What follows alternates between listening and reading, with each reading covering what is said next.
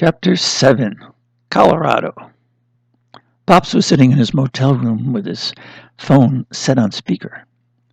Gee, thanks for the update, Tess, and thanks for helping protect Leo from the bonobo. Say, I thought you were an astronomer with a side interest in dark matter. Where'd you learn about apes? Oh, thanks, Pops. I researched apes over the past year or two in order to better understand Rookie and Leo. Just kidding. Well, sorta. Rookie called out from across the room. I'm sure a wink and a smile were on your face when you said that, co-defender. But thanks also for letting Amerigo know Leo was under threat so he could fly back to the mini-golf and grab Manfred. One curiosity to mention, Tess. The Colorado Zit is very close to another mini-golf course Leo and I once played and later dealt with a plot to clone ETs. But no time to tell you more. We got to sign off now and figure out what to do, what we're going to do in our next move. Over and out. So, Pops, I guess that means we have to move fast. No doubt that word of Manfred's arrest has made it out here. Got a plan in mind? Chapter 8, Despicable. As Rookie and Pops rang off from Tess, a manhole cover rose a few centimeters on the side street next to their motel. At first, only the whites of a pair of eyes were visible, then a goatee, and then the cover was pushed off. A man darted into the stairwell on the side of the building. The man climbed to the second floor. A cleaning person walked toward him, gesturing for him to stop. The goatee pulled a wad of paper money from his pocket, pointed to a room, and whispered, I only want 20 minutes in that room, and I won't miss the bed or bathroom. Money was exchanged, and the room door was opened. The man placed a glass on the wall and listened as Pops and Rookie formed a plan. He retraced his steps down the motel's back stairs, concealed himself behind the nearby decorative bushes, and he phoned Mabel. There's two of them in the motel across from our operation, and they plan to hit us right away. I'll distract one, but you can expect the other to be sniffing around soon. Do whatever you gotta do to them. I know this bunch of do-gooders. They won't relent until we stop them. I know what you're going to tell me, Mabel. In a sing-song voice, he said, I'm a nice person. I didn't sign up to hurt anybody. But Mabel, this is your livelihood we're talking about. The man re-entered the stairway and found the cleaning lady. They spoke. He handed her another wad of cash and departed. Several minutes later, Pops and Rookie walked out of their hotel room toward the elevator and pushed the button to descend. Just as the elevator's arrival button sounded, the cleaning lady, disguised by a kerchief around her neck, rushed up, pleading, Please help me, please help me. I just saw a little girl crawl into an open manhole cover. She has disappeared. I don't know what to do. Pop said, You go ahead, Rook. I'll catch up as soon as I can. He followed the woman to the street, investigated the manhole from the outside, called into it, and when he heard nothing, he climbed down its metal ladder. The woman rushed away, and the man rushed from the bushes with a gas canister and a welding torch. He slid the manhole cover back into place and welded it shut. Howls of protest emerged from the manhole, but only as whispers. Chapter 9, The Colorado Blade. Rookie walked to the mini-golf and told the manager he was there for the blade. The manager handed him a putter and a ball and asked for $9. Rookie asked where to find the bonus hole. The manager looked at him as though he had two heads and said, There's no bonus hole. Rookie explained he wanted access to the passageway to the hunting game called the Blade. The manager looked at him as though he had three heads. Rookie stared at him for several seconds and then shrugged his shoulder. The manager asked Rookie if he would like a ride to the hospital. Rookie pointed to the Zitz dome, visible through the window. The manager turned, looked, smiled, and said, "Oh, you mean the mystery operation over there. They wanted to build a tunnel to my mini golf course, but changed their minds. Anyhow, you can just walk over and knock on their door." Rookie pursed his lips, shook his head, and returned a $10 bill he had put out to his pocket, his expression saying he felt like an ignorant doofus. He walked out, hoping to see Pops, but since there was nobody on the horizon, he made his way down the dusty path to the Zitz parking lot, where a single car was parked at its far side. The huge domed building had no identifying sign, but it did have a door, and Rookie walked straight to it. Its heavy, oversized glass door creaked and groaned as he entered a small lobby filled with red light. A blank door stood at the lobby's left side and a counter on its right. Behind the counter, he noted a sign that read, "Your Colorado Sharpener is Bow Shield." Beneath it hung a short archery bow.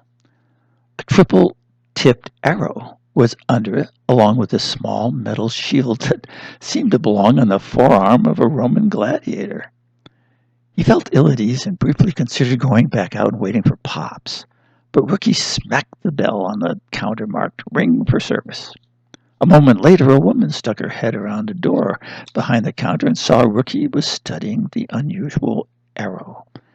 She smiled, walked out, and said in a cowboy twang, "Hello, stranger." Pointing at the wall, she added, "The bow we provide is short, so you can move it fast. That trident arrow isn't accurate at long distances, but it's great when you're attacked by something small and up close. Its 3 points act like tranquilizer darts to minimize harm."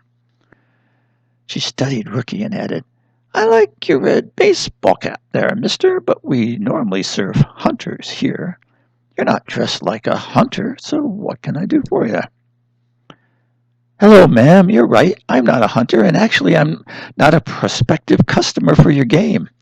I'm here to follow up on a concern your activities might be cruel to animals. I'm not from the police, but I am aware that animal cruelty is a Class 6 felony in Colorado." "Woo! Ooh," she said sweetly. "You look like such a nice guy, but your words sound so threatening." She placed her hands on her hips, nodded, and continued, "Sir, our operation here at the Blade gives the highest imaginable challenge and thrill to hunters, but we harm no animals anyway. In fact, sir—" "Oh, pardon me.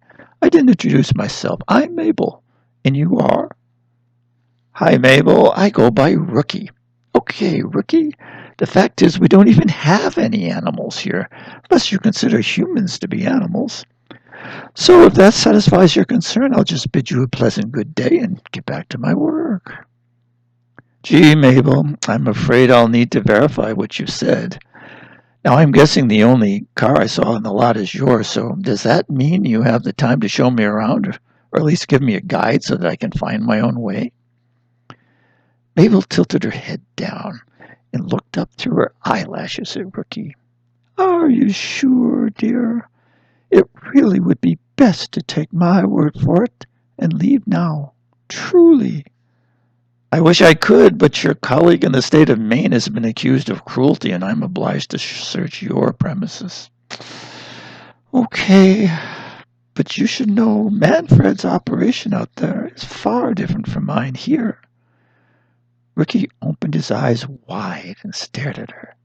She shook her head, saying, "Mister, you're welcome to search, but you'll be on your own. And remember, it's your choice. Step over to the far side of the lobby and I'll open the door for you."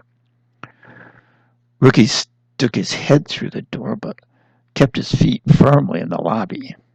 The sky and air seemed pink in there, not red like the lobby. He saw an open terrain with trees and rocks of all sizes. He could have been in a high rocky mountain valley. Then he noticed the hum of bees and flourishing flowers Meters-long spider webs hung from trees and boulders. Mabel said, "So whoop-de-doo, Mr. Rookie. As you can see for yourself, no animals to be harmed.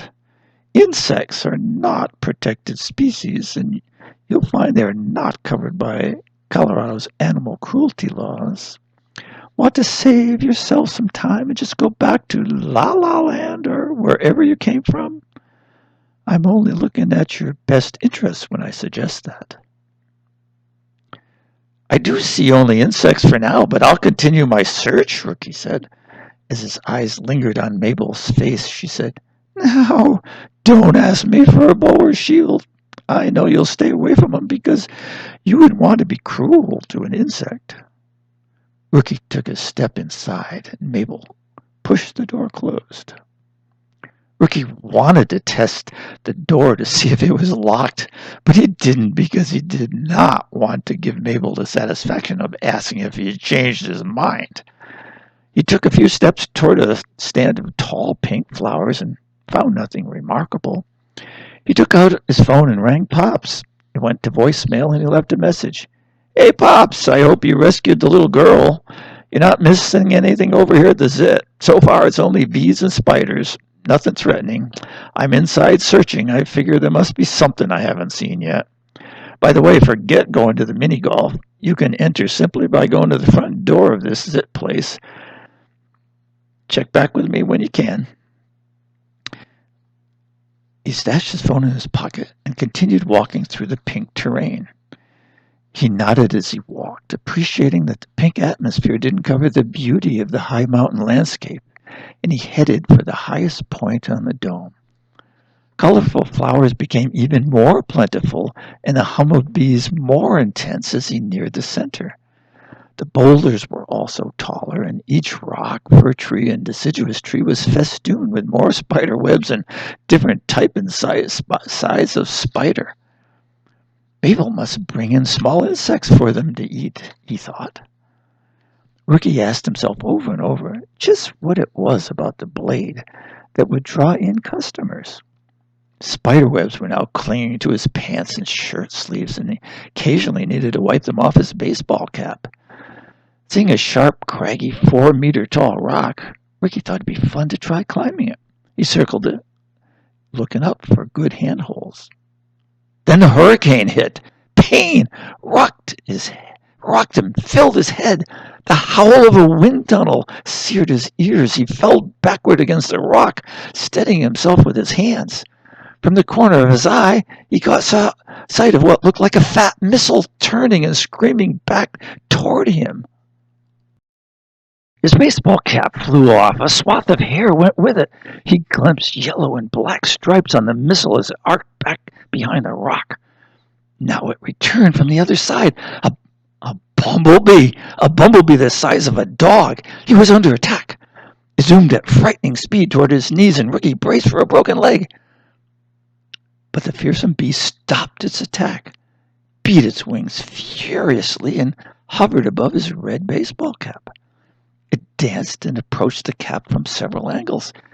Then it rose like a thunderbolt, hovered with its huge dog-sized face and whiskers in front of Rookie's nose, and with a buzz burst, it was gone. Rookie slumped to the ground. He held his hurting head. Centimeters-long needles were embedded in the side of his head and the palm of his hand. He couldn't take his attention away from the pink. Everything was pink. Trapped in pink. Dizzy inside a nightmare. He closed his eyes to pull himself together. Faint sounds arrived. Faint, scratchy, very close sounds. Reluctant to open his eyes and confront the pink world, he knew he had to. His life might depend on it. What? A black stick? Where did it come from? 2 black sticks now poked down into the dust near him. He moved his head around. More black sticks, bent at angles. Harry! A shadow fell over him. 8 sticks. A gigantic spider. He banged the back of his head on a rock as he looked up. A black beast, nearly touching fangs, sharp jaw edges, legs bending, fangs descending. Now! He kicked at one of the spider legs, rolled to his knees, away from the fangs, out from under the beast. He jumped to his feet. Running! Not looking back, a small pond, a building, a door. He turned. The spider was coming. He faced it across the pond. It started walking around the pond toward him. He felt a rock under his foot, picked it up and threw. The rock banged the spider's abdomen. It stopped. It retreated a step. He threw another. It bounded near his front leg. The beast stepped back. It stepped back again. He breathed. Rookie's head ached. He walked unsteadily into the pond and pulled water onto his pulsating scalp. It stung. He started to collapse, caught himself, and summoned the willpower to make it to the side of the building where he plopped to the ground. Rest. He needed to rest. Sleep. But danger was everywhere here. Too dangerous for closed eyes. Get out. Take no chances. Cross the terrain back to the entry door. Grudgingly, he rose to his feet while steadying himself against the building. He circled the building, hoping for an emergency exit. He found a window and looked in. No furniture. Could be an unused office. Another window. Not even a desk. Another door. Oversized. For storage. A handle. Unlocked. He pulled it open. Peered inside. The big door sprang open and smashed his face. Blinding pain on the ground. Claws above a talon. Heel talon. Squawk. Explosive energy, blind rage, beak sharp, V-shape, rushing, flapping overhead. Heel claw, gut, pain, pterodactyl, huge, gone for now. Chapter 10. Evade the Blade. Rookie was flat on his back near the large open door. His hand touched his gut. His gut was sore, but he was lucky. The pterodactyl's heel talon had landed squarely on his oversized Lone Star State belt buckle. Looking up, he noted narrow shafts of white light entering from the dome. Vulnerable. Yes, he was extremely vulnerable at this moment. He dragged himself to his knees and leaned back on the small, now empty building. Alone, but no pterodactyl looking for lunch. No spiders, no buzzing attack bee. He was vigilant, watching for any movement, listening for any sound. Rookie was fagged and hurt all over, especially his gut. He took deep breaths with his eyes momentarily closed. He checked the small cuts on his arms and elbows. He knew his butt was scraped and decided it would just have to wait. Rising cautiously to his feet, he stumbled toward the pond and back into the pink where the bees buzzed and scores of spiders creeped him out. Aiming toward the door Mabel had opened, he moved with caution, continuously scanning ahead for dangers and turning to check behind every fifth step. One of his cuts started making a bloody mess on his forearm.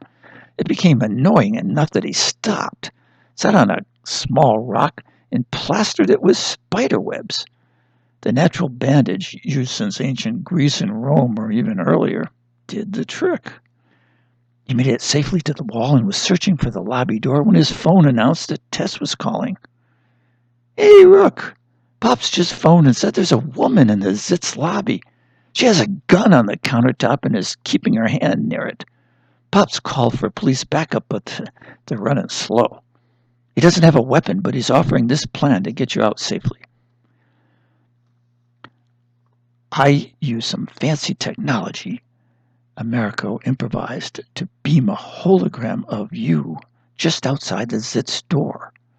When she sees it, I move your hologram away from her view and hope she walks outside and you can get out and go in the opposite direction." Rookie said, "Sounds good to me. I'll listen at the inside door. Keep the phone line open." He tested the door latch to make sure it wasn't locked and picked up a large rock so he'd have something in his hand just in case things went wrong. Tess's voice returned. "Okay, sending the beam. 3, 2, 1, now!" Rookie started to open the door but froze. He could hear muffled voices. Mabel wasn't alone. He cracked the door. A man's voice said urgently, "Mabel, stay inside. That's not the kid out there. It's just an image or something." "No, boss, it's him. It's him. I see his red hat. I'm not happy about hurting him, but I'm going to finish this. I need the money. This job pays." Ricky heard the big glass door creak and stuck his head out of his own door, saw the empty lobby, and Mabel just outside, gun in hand. The man was nowhere to be seen. She could shoot Pops, he thought. No way! He raised the big stone to his shoulder and shot-putted it with all his strength into the glass door. A loud crash filled the lobby. The glass shattered but remained in place by the clear safety foil that sandwiched it inside. Mabel turned around to see what had happened. Pops leapt from around the corner, tackled her, and sent the gun flying onto the lawn. Rookie heard commotion in Mabel's office. He pulled the bow off the wall, loaded the trident arrow, and pushed the door open with his foot. The office's back door slammed, and through its small window I saw a man dash toward the street. He rocketed after the guy, but lost him on a side street, where he noticed an open manhole cover between two parked cars. Chapter 12. Chapter 11. Completing the puzzle. "Gee, we've never had a wrap-up discussion remotely," Tess said as the defenders started their Zoom call, "and it feels awkward. I'm sorry I missed the action. Now I can't even be in the room to talk it out." "My feelings exactly," Amerigo said. "But Tess, you provided the right stuff at the right time, both in Maine and Colorado. The action on the ground wouldn't have been a success without you." Pop said, "Well, both of you added valuable contributions, and without you, a great many of nature's creatures would be suffering, and who knows what would have happened to a pterodactyl. Let's share points of view. Make sure we're all on the same page about what went down. Who has something the rest of us might not know or questions for any of us?" Leo said, "Pops, who do you figure is behind this? I presume it's the person they call the boss." "Well, neither Manfred nor Babel is talking yet, so all we have are suspicions. As you all know, the shadowy figure behind the blade wears a goatee, and that points to the bad guy we must be all thinking about. But let's not mention his name. It hurts my ears. What we do know is he's still around. Dang, he escaped down the manhole in front of the Colorado Zit." Ricky called out, "Fitting for a raunchy sewer rat. I resolve this is the last time we have to admit that the consummate skunk has escaped." Amerigo said, "I'll second that, Rook. Galileo, did you figure out how those animals and insects grew to such colossal size?" "Yes, and I should have mentioned it earlier. When I was checking for side or back doors to the Colorado Zit, I noticed a familiar building, one that would have been familiar to all of you, too. It's the place where the shape-shifting ETs were cloned in that conspiracy to break up the USA by using fake voting. After we'd put Mabel behind bars, I convinced the police to accompany me there, and voila! The same rogue scientists with cages of bees, spiders, chipmunks, and bonobos. They were warping the DNA of those creatures just so they could rake in money from their nasty games. Disgusting. How about the pterodactyl? Tess, do you remember that asteroid containing the same chemical building blocks that created life on Earth? The remnant of a planetesimal blasted away after it collided with Earth and created our moon? Well, my guess is those chemical building blocks led to dinosaur DNA there like it did on Earth, and if I'm right, the pterodactyl originated on that asteroid. Smugglers with science and rocket skills and enough financing can bring such creatures to Earth. And yes, before anyone says it, the unnamed goatee guy does employ such people. Colorado University is studying the dino now and will let us know what they learn. But why did the Blade people even want a pterodactyl? It must have been expensive to obtain and would have been difficult to keep alive, Leo said. Pops answered, I can't say with certainty, but my guess is Colorado's attack bees and giant spiders didn't attract enough paying customers. If nobody's got any other answers than that, any more questions? Rookie said, why did the Blades owners build their domes with multiple colors? Tess is the one who replied. Before we began our investigation, Amerigo's national security friends assumed the domes were colored to hide the activities inside from airplanes and satellites. Well, that was surely correct, but the dome also was needed to keep their dangerous animals and insects from escaping. A further reason may have been to color them would be to create an eerie atmosphere to make their game unique and maybe juice up the price they could charge. The white area over the main office really would mean that the light would be okay to allow their staff to work normally. That sounds logical, but why was the dome red over the Colorado office? Tess said, I have an answer, Rook, but let me give it as part of my full theory of the case.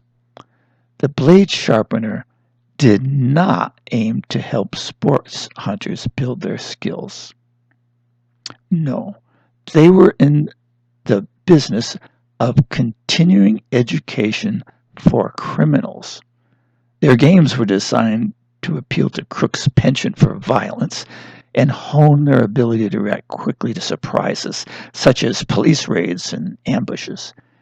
It's of course possible some normal sports hunters went to the Blade, but mentioning the hunters was just a fig leaf, a convenient cover to describe their business to outsiders like Max at mini golf.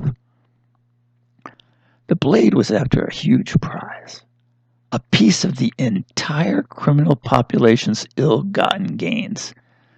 They counted on the mob's consiglieres to bring in gang members after convincing the consiglieres they would protect their identities. That meant the Blade couldn't advertise and needed to be the ultimate in discretion. That's why Maine had no parking lot. They didn't want the FBI and police to monitor the Blade and track their criminals' customers, so they had them park at the mini golf where they would mix with tourists and local families. That added huge expense of digging a tunnel, but it was justified by the super high prices criminals could pay with the money they ripped off from others. Now to Rookie's question. They made both dome centers white, so their reception and office would have close to normal light. The dome and tunnel strategies worked as planned in Maine, but during Colorado's construction, building codes raised inspectors' objections. How do we know that? They bought land, they built their dome next to a mini golf course, but they didn't connect a tunnel to it. And what were the building code problems? Well, Colorado separates the rights to use the land's surface from its subsurface minerals, such as oil and gas. Now, you may own a house or a building, but the state or a corporation may own what's under the surface of your house, under your yard. No Colorado building owner can dig a tunnel like the one in Maine because it would violate somebody else's mineral rights. At the last minute, the Blade needed improvise. They simply built their own parking lot and added a new office at the front of the building where the dome was already red. Since they'd already built an office in the center of the dome, they just had to leave it vacant. Except later, they did use it to house Rookie's pterodactyl, of course. Now, the final piece of my theory of the case is just a guess. Having a parking lot and not a tunnel to the mini golf kept some criminals away. And my guess is to bring in more crooks and more money, they recently sent a rocket all the way to the asteroid belt for the pterodactyl, hoping it would draw them in. Rookie Chortle. Whew, wow, Tess, you're so much more than a great scientist and researcher. You're also one great detective. Everyone on the Zoom call clapped, and Pops added, "For sure, and you prove that a good mind is an asset wherever it's located. Thanks, Tess, and thank you all for another successful operation. Let's go home." The end.